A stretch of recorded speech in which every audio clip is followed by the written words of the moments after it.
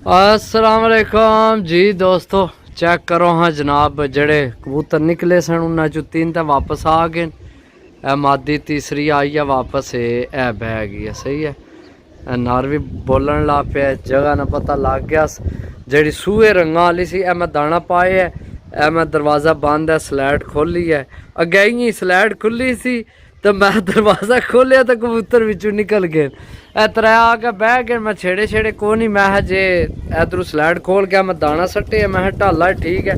बाकी है जनाब मीरपुर वाले कबूतर जड़े जनाब सेल किते, 3 वापस आ गए सूहे रंगा वाली। पता नहीं हूँ इस मकाना ने पिछे ना बिल्कुल पीले जाल शायद उत्थे बह गई होवे, क्योंकि पीले जाला नहीं सी जी मैं लैके आया गए हूँ, तो यह भी पीले जाला ने सन उपर जड़े ना, तो इस वजह तो शायद उन्हें पता नहीं कि ढाला सनी या नहीं। ऐ ढाला ही है, मादी बड़ी सियानी मादी है, शहजादी है।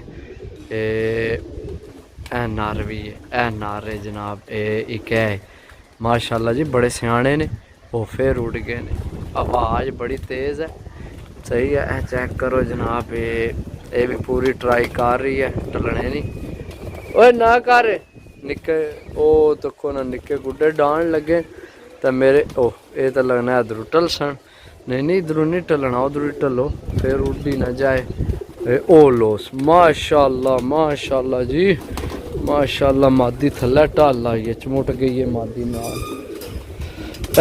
जनाब साढ़े लाल ने पैसे ने जड़े वापस आ गए ने, हैं चमुट गई है मादी, हो गई है अंदर। क्या बात है, शहजादी मादी भी बड़ी तगड़ी है, तो चंगा उड़ आई है, वाह भी काफ़ी तेज़ है, तो उड़ आई है। हूँ एक उपर रह गया नर, एक पट्ठी जी है शिकरी जी, तो बास जी, तो ये भी रह गया, नर रह गया। हूँ देखो ये नर आया, नर पूरी कोशिश कर रहा ढलने नहीं।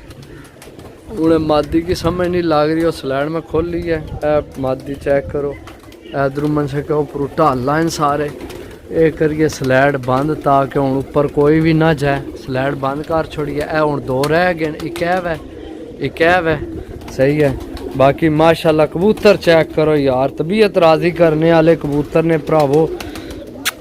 प्रमोद तक को चिट्टा ए चेक करो माशाल्लाह।